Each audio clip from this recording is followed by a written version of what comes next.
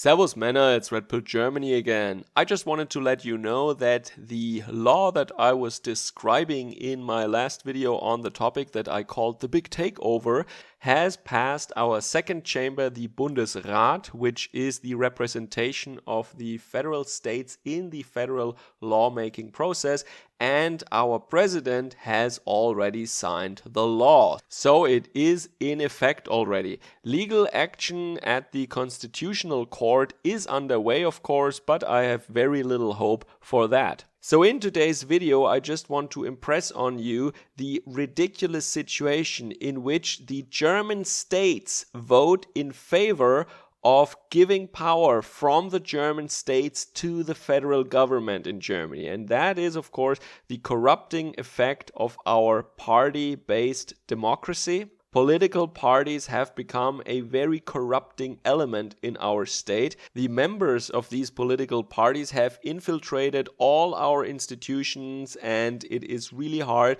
to find someone in the bureaucracy or in a ministry that is not a member of one party or another. But I want to start by describing what is currently in that law, or it is actually a change to an already existing law, the Infection Protection Act, the Infektionsschutzgesetz as we call it. So until now the rules were as follows. The federal parliament declares by vote that there is currently a dangerous pandemic. And then there is some kind of a state of emergency that is declared. And in that state, the federal states have the right to choose what kind of options, what kind of measures they want to implement in order to combat this health crisis. As a result, these measures, of course, as many things in Germany do, varied from state to state. Now the big game changer is that the rules that apply now are valid nationwide in the same way, and they are directly linked in an automatic fashion to something we call the 7-day incidence, and that is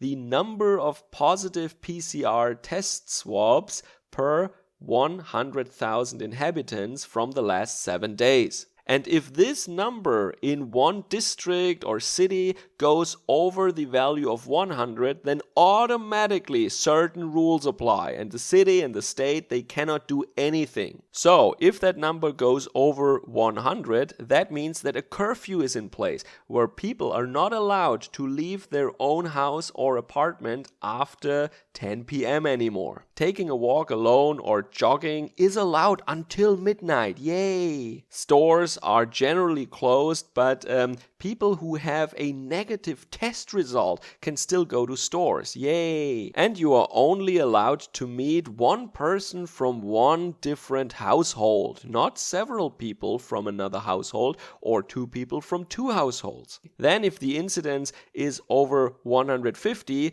then these stores are closed and people can only pick up things that they reserved or that they ordered beforehand by appointment. If this number goes over 165, then schools are already closed. So that is what happens when citizens are asleep in a democracy and they think that the politicians will take care of everything and I can do my hobbies and I don't need to be politically active. But what is really so funny is that these measures will not help anyway, because some people might go jogging after midnight or they might leave the house after 10 p.m., but most people are asleep or are at home by then anyway. So numerically, quantitatively, that will not do a lot. Also, it has been found out a long time ago that when people go to stores, that is not a major source of infection. You might argue about the schools,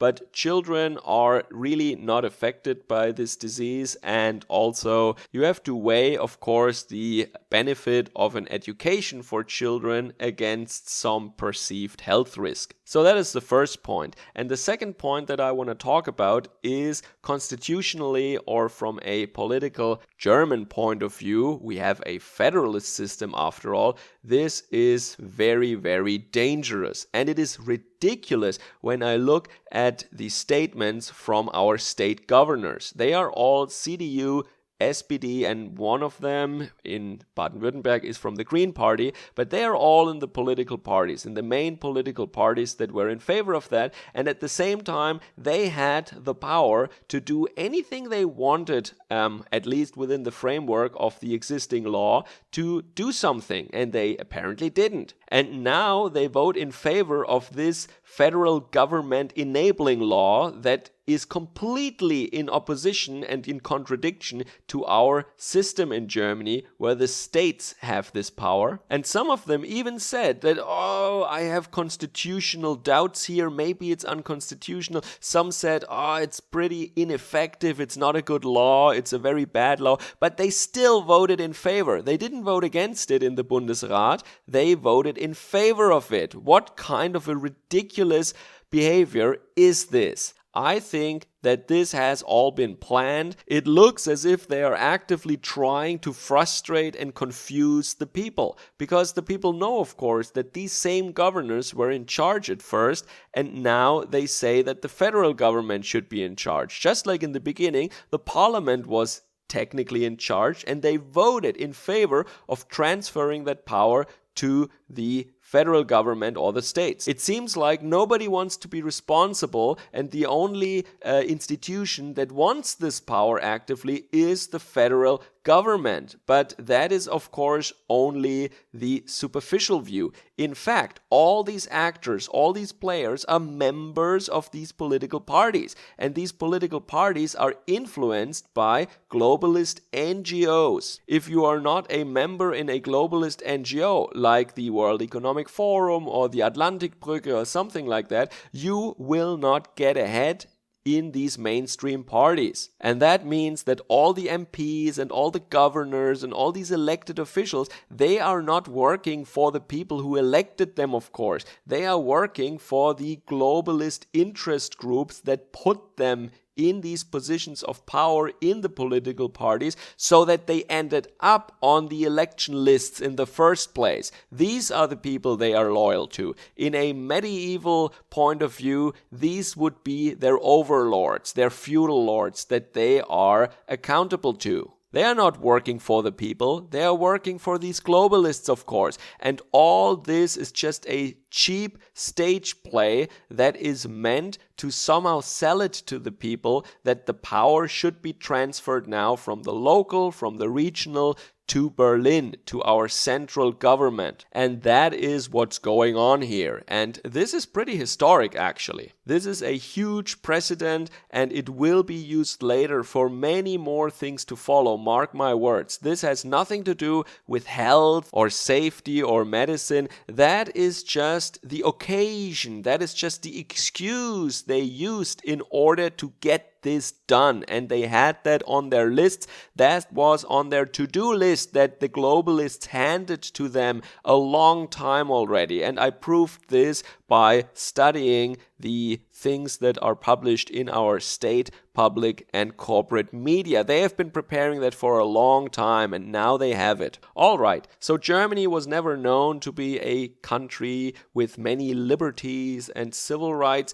but now you need to have a good reason if you want to leave your apartment, and that is not declared by the state or by the city. No, it is automatically the case when some arbitrary number that can be created artificially by the authorities exceeds a certain threshold value. And that is a general law now, provided there is the permanent state of emergency that I'm sure we will continue to be having here. And you must understand that this PCR test number can be inflated or suppressed as the authorities please. It depends just on the number of amplification cycles that you use in the process, or you can just use more tests or less. And we saw that last summer. I reported in detail about that. There were almost no cases anymore whatsoever, but by tripling the number of tests, they kept the perceived risk going for a certain while until it actually came back in autumn. So throughout the whole summer, there were measures in effect, and it stayed in the news. It remained a topic of public interest throughout all summer, only by the false positive numbers and the ratio was below 1%. And these false positives with over 1 million tests per week were enough in order to keep it going. If they want to repeat that this summer, they need more than 1 million tests per week. They need maybe 3 million tests per week. I don't know how our labs should handle that amount of tests, but maybe they just crank up the amplification cycles and they can create more false positives with the same amount of tests. I don't know, but I'm sure their creativity knows no bounds when it comes to oppressing the people. So I'm very sure that Germans will remain locked up until after the election, when then our new Green Chancellor Annalena Baerbock, who has already been nominated and it's already a decided matter. I mean, the industry and globalist organizations have all said that she is the next chancellor. So I think we can skip the election of the Bundestag anyway and just, go by the polls. That is cheaper. And I think I will talk about that in an upcoming video. I already called it by saying Operation Green is underway or has begun, and this is what is going on at the moment also. The Green Party is talked up to be a new conservative or new centrist party, a party for everyone in Germany, and Annalena Baerbock is of course the perfect chancellor for Germany. Alright, so let me know what you think about that. I hope that gave you some information about what is going on in Germany so that you stay informed about what's going on in Central Europe. Have a great day. Servus, Kameraden.